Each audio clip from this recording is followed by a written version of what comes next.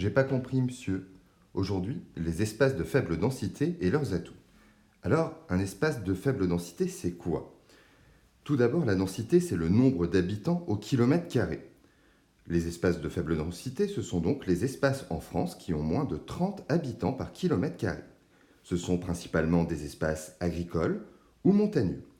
Ils ont été touchés par l'exode rural. Les populations sont parties de la campagne pour la ville. Ils occupent environ 48% du territoire français et regroupent environ 4 millions de personnes. Ils sont très représentés dans une diagonale qui va des Ardennes aux Pyrénées en passant par le Massif central. Mais on en trouve aussi dans les montagnes ou encore en Bretagne intérieure. Leurs principales caractéristiques sont une natalité faible, la perte d'habitants et leur vieillissement, l'éloignement vis-à-vis des villes et leurs services et une économie marquée par les secteurs agricoles et agroalimentaires. Alors, ce n'est peut-être pas le chapitre le plus passionnant, mais prenons l'exemple de la confiserie des Hauts-de-Vosges, qui se trouve à Plainfin, une commune située dans le parc naturel régional des Vosges, et qui compte 1700 habitants. À l'époque de l'industrie textile, la commune comptait 5000 habitants et de nombreuses usines. C'est une entreprise familiale créée en 1986.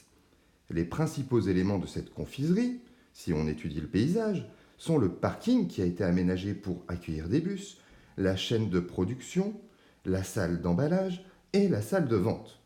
On peut visiter cette confiserie, la visite est gratuite et très agréable. Enfin, c'est un espace qui est attractif.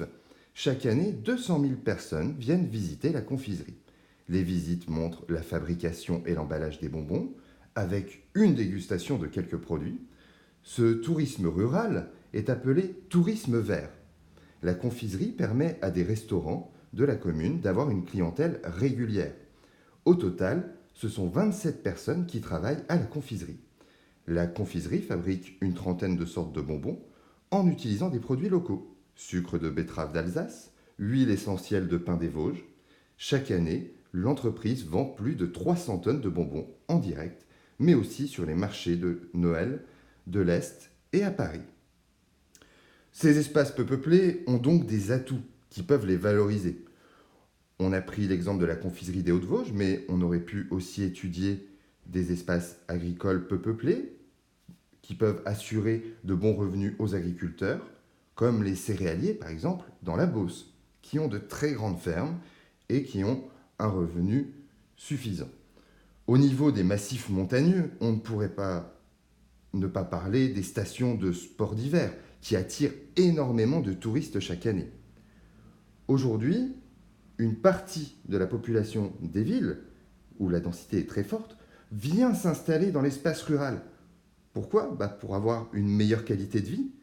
Ce phénomène est appelé rurbanisation, c'est-à-dire qu'on revient dans l'espace rural.